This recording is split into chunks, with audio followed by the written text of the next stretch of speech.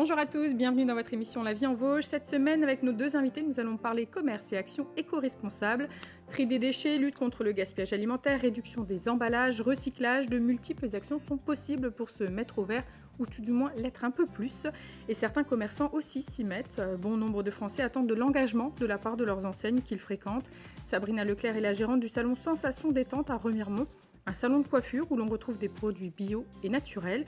À ses côtés, Lauriane Jupil-Mathieu a ouvert une friperie il y a quelques mois, la troisième étape d'un concept original où on offre aux vêtements plusieurs vies. Focus pendant 26 minutes sur ces deux commerces romarimontains. Bonjour mesdames. Bonjour. Merci d'être sur notre plateau. Alors est-ce qu'avoir cette dimension éco-responsable, même en étant commerçant aujourd'hui, c'est primordial, inévitable pour vous, Sabrina ? Ouais, oui, quand même. Avec tout ce qu'on entend autour de nous, on est obligé d'aller de l'avant et il faut aller déjà y penser bien avant. C'est ça. Donc, c'était pour vous, finalement, on va y revenir, mais pour vous, c'était une continuité de ce qu'on quelque avait chose déjà entamé avant. Voilà. De votre côté, Lauriane, c'est aujourd'hui inévitable dans le contexte actuel ? Inévitable, et puis en fait c'est justement c'est tout nouveau, on est dans la création, donc quelque part je m'adapte à ce qui est déjà en cours. C'est ça, c'est l'adaptation. Oui. Alors avant d'apporter ce côté plus vert dans son commerce, j'imagine que ça passe déjà par des actions chez soi, forcément des actions personnelles. Vous étiez déjà sensibilisée, Sabrina. Alors le tri, bien évidemment, aujourd'hui c'est quelque chose dont on ne devrait même plus avoir besoin de dire qu'il faut le faire. La construction de la maison, tout ça, tout a été fait déjà en plus naturel possible et en éco-responsable aussi. Voilà, c'était une démarche qui est globale. C'est pas uniquement le tri ou des petites actions, c'est déjà plus important. C'est ça. D'accord. Depuis longtemps, vous êtes sensibilisée à cette cause ? Oui, quand même. Une bonne paire d'années. D'accord. À quel moment vous vous êtes dit, faut que j'aille plus loin maintenant, dans le milieu professionnel ? Par rapport à tout ce qu'on voyait aux personnes malades, aux différents types d'évolutions, pareil au niveau écologie, où on sentait que ça commençait à battre un peu de l'aile et il fallait faire quelque chose pour qu'on puisse s'en sortir, quoi. Donc si on peut commencer, nous déjà, chacun à son échelle, peut-être que plus haut, ils nous entendront et nous suivront un peu plus. Alors avant d'avoir ce Sensation Détente, ce salon, vous étiez déjà dans le métier de la coiffure ? Toujours, oui. Mais alors là où c'était pas... Dans un salon classique. Voilà, un salon classique. Chimique. C'est ça, et on sait malheureusement bien mauvais pour la santé de tout le monde, aussi bien pour nous que pour les clients. C'est ça, parce qu'on connaît des allergies ensuite. Voilà, c'est ça, on peut avoir des allergies et ça peut développer des cancers. Parce que tout ce qu'on respire, tout ce qu'on met sur nous, rentre automatiquement dans le corps et au bout d'un moment, le corps dit stop et puis il va parler, ça va sortir. Il fallait prendre la mesure. Voilà, c'est ça. D'accord. De votre côté, Lauriane, c'est un peu différent. Vous avez changé de voie professionnelle pour vous lancer dans ce concept un petit peu original. Est-ce qu'il y a eu un élément déclencheur ? Comment ça s'est fait ?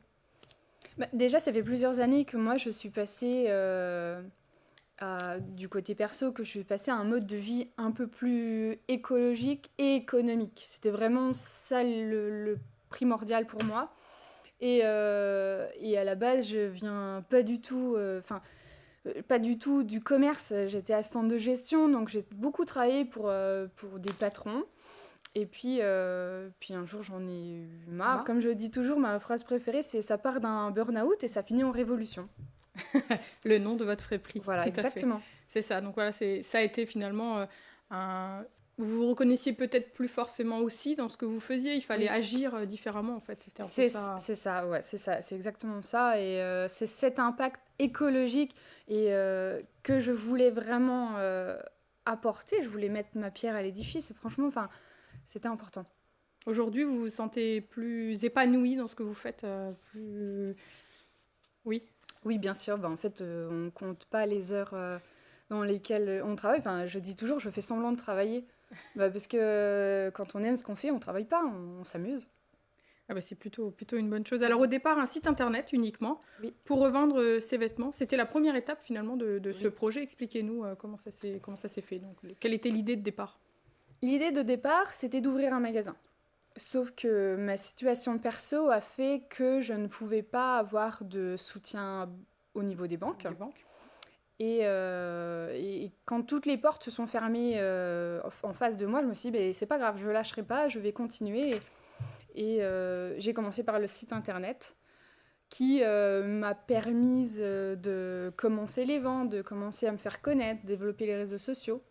Et donc au départ, le site internet, ça fonctionnait comment? Les personnes, c'était des vêtements que vous trouviez? Comment ça faisait l'échange et la vente de vêtements? Alors depuis le départ, j'ai essayé de mettre en place le don de vêtements pour que moi je puisse les revendre, sauf que ça m'a beaucoup porté préjudice, puisque dans la tête de plusieurs personnes, on ne comprend pas vraiment le fait de donner pour que ce soit revendu. D'où l'idée de racheter les vêtements, parce qu'en fait c'est gagnant-gagnant pour tout le monde. Et d'un côté, ça débarrasse les personnes qui veulent vider leur placard. Ils se font de l'argent. Et moi, ça remplit mon placard. Ça remplit les pièces de la maison. Et après, je pouvais les revendre. D'accord, donc uniquement une plateforme en ligne au départ, avec le concept aussi de racheter les vêtements au poids. Oui, c'est ça. C'est ça. Et Exactement. alors, donc, il y a quand même j'ai envie de dire, des choses auxquelles il faut faire attention, des vêtements en bon état, j'imagine. Vous prenez pas, ce n'est pas une poubelle en fait. C'est ça. Exactement ce que je dis, parce que même encore maintenant, ça arrive. Donc, quand vous venez, que vous avez votre rendez-vous, parce que tout se fait sur rendez-vous, je regarde chacun des vêtements pour qu'il n'y ait pas de trous, pas de taches et que ce soit en bon état. Et en fait, on me dit souvent, oh, c'est bon, ça passe. Et je leur réponds, je ne suis pas une poubelle. Friperie, ça ne veut pas dire poubelle. Et je mets un point d'importance pour que les vêtements soient en très bon état. Pour les revendre derrière. Enfin, exactement.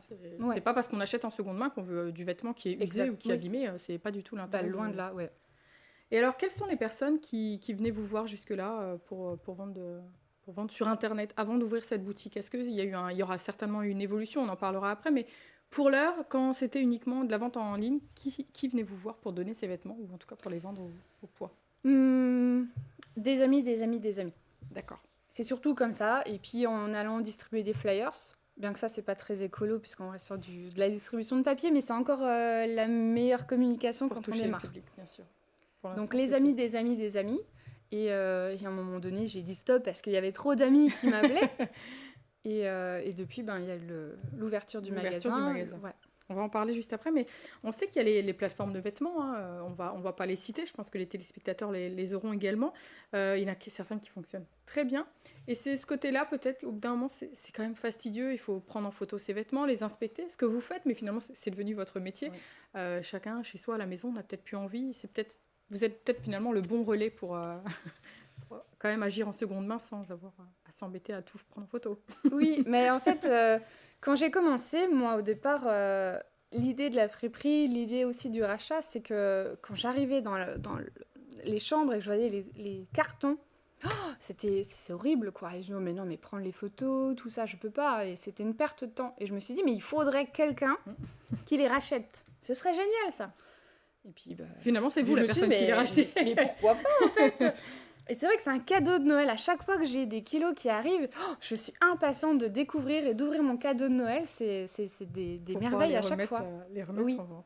Alors avec votre concept, on évite de jeter. Il y a d'autres initiatives aussi qui permettent de donner une seconde vie à ces vêtements. On va le découvrir dans un instant dans notre reportage avec des ateliers proposés par Evodia. Le reportage est signé Anthony Sapp et Anne Didier. Un vieux jean élimé, voire déchiré, oublié au fond d'une armoire, un peu de tissu, une machine à coudre, de la couleur et des pochoirs, et il retrouve une seconde jeunesse. Tout au long de la semaine, Evodia, l'établissement vosgien d'optimisation des déchets par l'innovation et l'action, organisait des ateliers 4R, 4R pour 4 gestes éco-responsables, réparer, réutiliser, recycler et réduire. Ça fait partie d'un mouvement en fait national porté par eFashion, qui est l'organisme qui gère les textiles, et 4R parce que eux ont appelé ce mouvement-là 4R. Donc nous, on s'est amusé à le déployer dans les Vosges avec 4 ateliers. Parce qu'on parle beaucoup de gaspillage, il peut être aussi vestimentaire le gaspillage. Il peut être vestimentaire le gaspillage. On a encore 6 kilos de textiles qui se retrouvent dans les poubelles d'ordures ménagères. Et voilà, sur ces 6 kilos-là, je pense qu'on peut encore faire des efforts. Et pour ce faire, justement, Evodia a donc lancé ces 4 ateliers. Le premier pour les filles, pour transformer une culotte classique en culotte périodique. Le deuxième à destination des jeunes licenciés du SAS Volley, pour personnaliser un vieux t-shirt. Le suivant, ce jeudi soir dans les locaux de la brasserie La Fouillotte à Épinal, est réservé aux hommes pour recoudre et décorer un jean.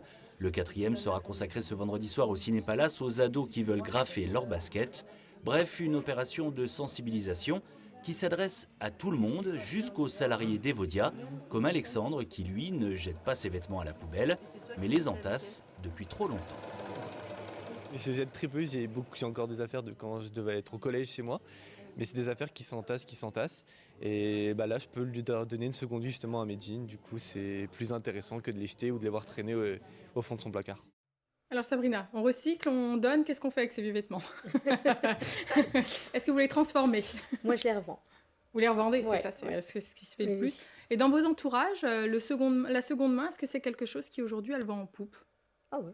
Oui, aujourd'hui c'est venu, ça fait quelques années quand même qu'on en parle de plus en plus, mais je crois qu'aujourd'hui c'est suffisamment bien installé. Quel est le regard que vous avez là-dessus, Lauriane? Est-ce que pour vous, ça c'est pas assez encore? C'est pas assez encore. C'est en train de devenir un effet de mode, ce qui permet de favoriser en fait le seconde main. C'est cet effet de mode qui fait que tout le monde vient dans les friperies. Mais c'est pas encore ça. C'est pas encore ça. Non. Ça progresse. Bon, ah oui, il y a un il y a une évolution incroyable, mais on peut encore faire mieux. Alors Sabrina, on va parler des produits, des teintures dans un instant bien sûr, mais une autre action que vous avez mise en place, c'est le recyclage de cheveux. Oui. Alors vous avez un sac devant vous, expliquez-nous. Donc en fait, aucun cheveu part à la poubelle maintenant. Maintenant, dès qu'on a même 1 centimètre, on ramasse tout, on récupère et on le met dans ce sac. C'est ça, parce qu'il faut distinguer du don de cheveux, où là Voilà. c'est pour Ça, des causes, c'est- pour Donc là, le la personne cancer vient notamment. nous voir Voilà. et nous dit je fais un don. Donc là, c'est différent. On va se mettre à part, on va bien mesurer, faire nos séparations. Et puis de là, on fait la petite photo d'avant, la petite photo d'après. Et puis on envoie tout ça. Il y a je connais Deux principales associations, ouais, c'est associations. Après, je pense qu'il doit y en avoir plusieurs, mais on a soit Solidaire, où là, c'est vraiment à partir d'une certaine longueur, 25 cm, ou alors on a Fuck Air Don't Care, qui là fait à partir de 10 cm. Voilà. Mais là, on est vraiment sur du don Don de de cheveux, cheveux. donc avec Voilà. 10 cm, 20 Oui. cm, qui sont envoyés donc, dans des associations qui C'est ça. récupèrent pour notamment Faire des des perruques. Voilà, ensuite. Mais là, c'est une autre action. Donc vous Là, c'est avez une autre décidé action. de recycler les cheveux, donc pour n'importe quelle coupe, n'importe quelle Oui. longueur, pour ne plus qu'elles aillent dans la poubelle. tout C'est simplement. ça. Donc montrez-nous bien le sac, comme ça on le voit bien. Donc c'est un sac à cheveux qui est tout simple. J'ai envie de Tout dire, simple. c'est une initiative très simple parce que finalement, ça n'engendrera pas de coûts supplémentaires ou de choses pour vous. Pas du tout. Après, ça va permettre justement de dépolluer, parce qu'on va renvoyer tout ça sur Toulon. Ils vont faire des gros boudins et qu'on commence justement à en entendre parler. Et de là, ça va faire des boudins pour filtrer les océans, les canaux, les lacs, tout ça. Un kilo de cheveux va permettre de dépolluer 8 kilos quand même d'hydrocarbures. Donc, C'est comme quand quoi, même- c'est ça quand même fait conséquent. beaucoup. Donc, quand il y a des marées noires ou des choses comme ça, on est bien content de les trouver, parce qu'il faut penser à la faune et à la flore aussi. Parce que nos pauvres petites bêtes en dessous, ils ont besoin de vivre aussi. Et une fois qu'on n'a plus besoin, enfin, une fois qu'au bout de 8 passages, on ne peut plus les utiliser parce que le cheveu est rempli, ils ne se jettent pas. On va soit le donner au BTP D'accord. pour permettre de les mettre dans le ciment, plutôt que de la fibre synthétique. Le cheveu, ça gonfle. Donc ça permet aux différences de température, le ciment de ne pas craquer. Ou alors on va les donner après ou avant, ça dépend. Oui, ça dépend. bien voilà. sûr. On peut les mettre pour les agriculteurs, qui vont les mettre autour des champs, ou tout ça pour repousser les sangliers, tout ça, parce qu'il y a l'odeur humaine. Comme quoi, le cheveu, On a de quoi faire, on a de quoi faire. et ça permet de créer des emplois. Et aussi de créer des emplois. Combien de kilos de cheveux vous récoltez, j'ai envie de Alors dire à peu près, tous les mois, on est à peu près à 2 kilos de cheveux. Ça fait à peu près 220 coupes. Donc tous les mois, on a notre petit sac qui se remplit tranquillement. Voilà, et on envoie tous les... Et tous je les- les envoie à peu près tous les 3, 4, 5. Ça dépend. Ça dépend, voilà. c'est Voilà, ça, quand j'ai le temps, quand je peux. Finalement, c'est des actions simples qu'on aimerait voir presque obligatoires. Obligatoire partout. On aimerait qu'il y en ait plus qui le fassent pour qu'on puisse avoir des conteneurs dans chaque région. Et comme ça. Pour nous- faciliter peut-être aussi le Bah, le plutôt ramassage. que de le renvoyer dans le sud pour qu'après ils nous renvoient des boudins, pourquoi pas essayer de le faire dans notre secteur pour développer aussi des emplois. Parce Il y a un qu'on marché à prendre là. C'est ça que vous êtes en train de nous C'est dire. ça. Vous avez... un petit coup. D'accord. Pourquoi pas? Est-ce que dans les Vosges, il y a beaucoup de salons qui le font? Est-ce que vous avez un regard Alors, là-dessus sur les Vosges, on est à peu près quoi? Peut-être une quinzaine. Pas beaucoup Pas sur le beaucoup. nombre de salons Ouais. qu'il y a dans les C'est ça. On aimerait que ça se développe plus. Après, il y a peut-être d'autres associations aussi qui le font, hein. Bien sûr. Moi, je fais partie de celle-ci, mais il y en a peut-être qui vont commencer à se développer aussi, hein. Ce serait super, quoi. Et vous avez eu vent comment de cette structure? Est-ce que c'est vous qui avez fait des recherches? Moi, j'ai fait beaucoup de recherches aussi quand je me suis installée, parce que je me suis dit pourquoi tout jeter? Je fais déjà mes poubelles jaunes, comme normalement tout le beaucoup de monde? monde. Donc pourquoi pas essayer de recycler. Pousser encore un peu voilà, plus c'est ça. la démarche. D'accord. Alors, à côté du recyclage de cheveux, il y a donc les produits que vous Oui. avez choisi d'utiliser, des huiles essentielles, des C'est ça. choses naturelles en Oui. tout cas. Comment ça se passe? Il y a d'abord une étude du cheveu pour savoir Alors, ce on qu'on va peut faire un utiliser? diagnostic à chaque personne, parce que chaque personne est unique. De là, on va lui demander son désir, mais d'abord, on va déjà regarder son état général. Il n'y a pas que le cheveu. Il faut regarder aussi à l'intérieur de la personne, parce que tout est mis en œuvre. Un cheveu, c'est le troisième cerveau. On a le premier, on a le deuxième, les intestins, et le troisième, le cheveu. Quand ça ne va pas, le cheveu, il en repâtit. Il devient tout terne, il casse, tout ça et tout. Donc c'est que là, il y a quelque chose. Soit on peut le travailler avec nos plantes, nos huiles essentielles, soit on va pousser encore le système un petit peu loin et on va discuter avec la cliente pour voir si elle n'a pas des soucis de santé ou des choses comme ça, pour que nous, on puisse trouver la plante idéale pour pouvoir obtenir sa couleur. Donc on fait vraiment un diagnostic pour une première fois, notre première rencontre d'une bonne demi-heure.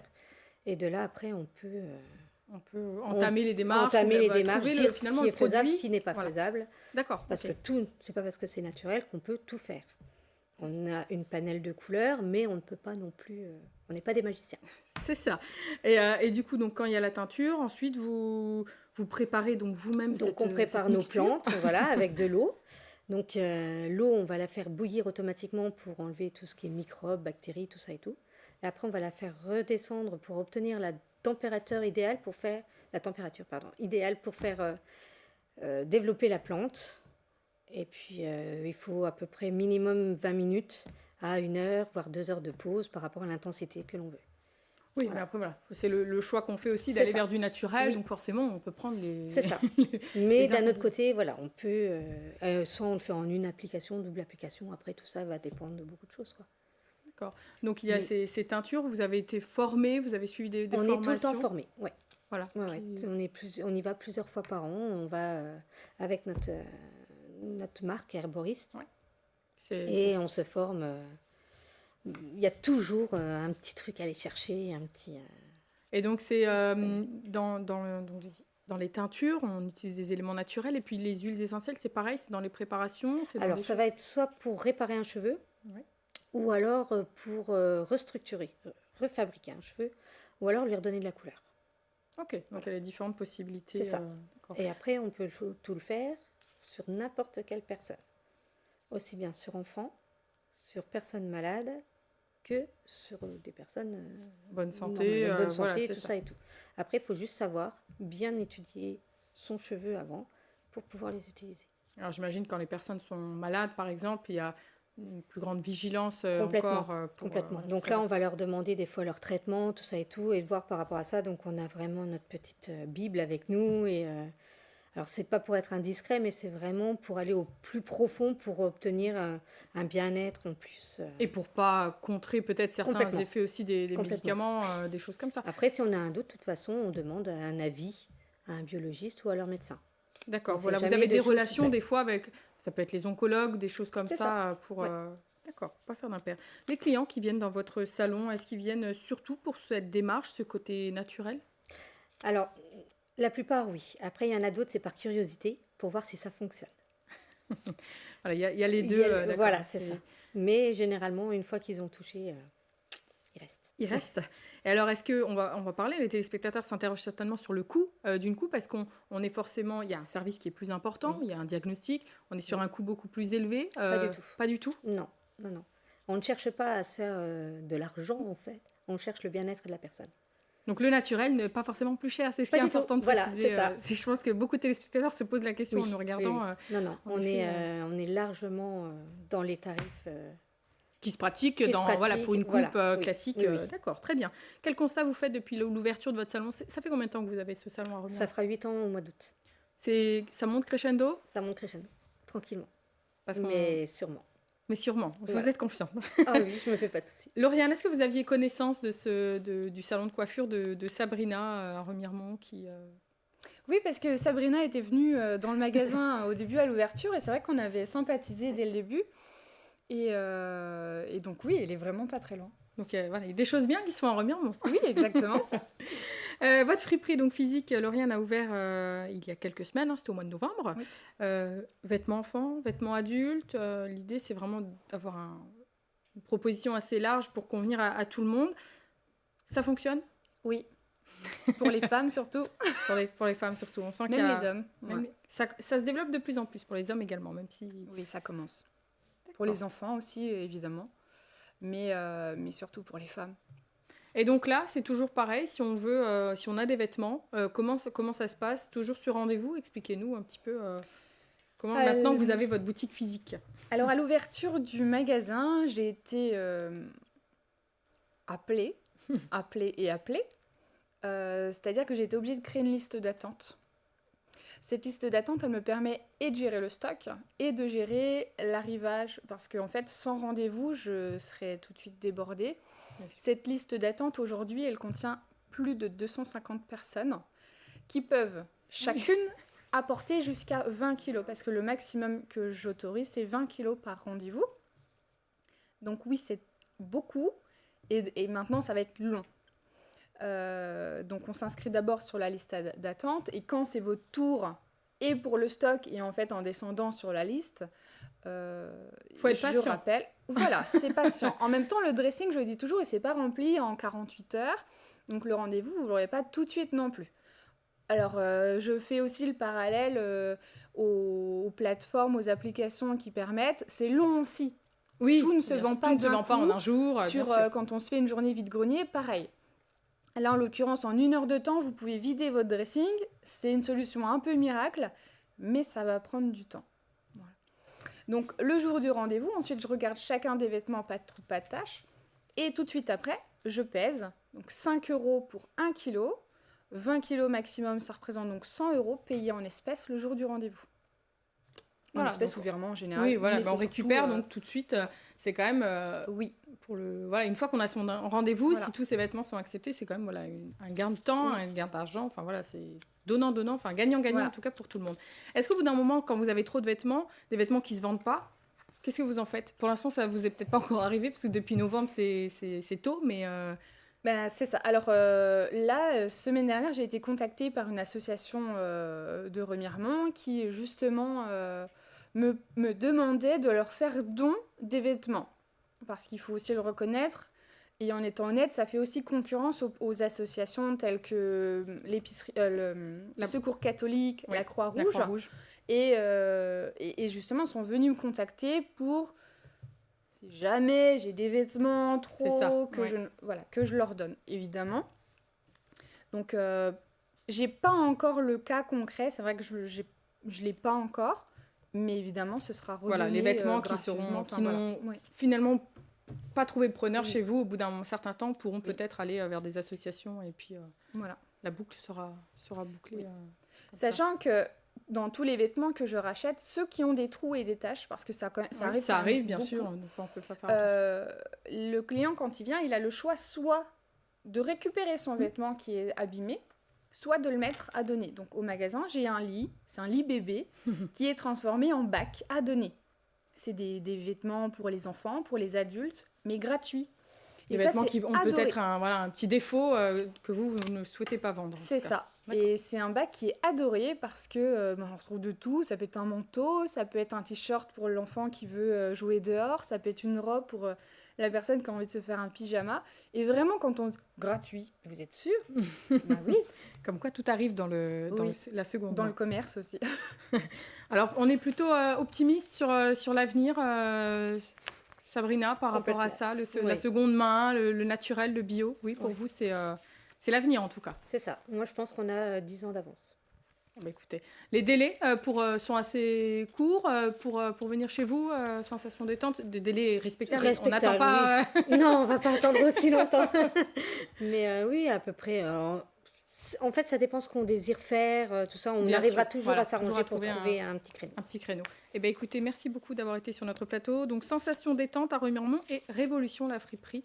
Merci beaucoup, mesdames. Merci à vous de nous avoir suivis et merci à toute l'équipe pour la réalisation de cette émission. Je vous donne rendez-vous, non pas la semaine prochaine, mais la semaine d'après. Très bonne semaine et à bientôt sur Wesh Télévision.